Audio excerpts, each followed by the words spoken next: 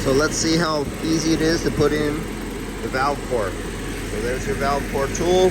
There's no valve core in there. Stick it in just lightly. You don't have to go tight, just lightly.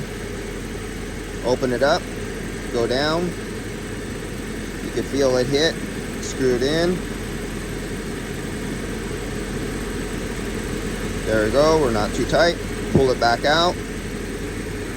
Valve it off. We're gonna make sure there's no pressure in there. It's running, so it's only like 21 PSI.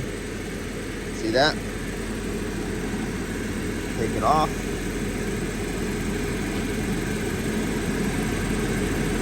That's it. You now have a brand new valve core in there. While it has refrigerant in it, you don't lose any pressure. Same thing for the high side. I'll stick another new valve core on there, and I'll do the exact same thing on the high side. That easy. And that is the NAVAC NVR1.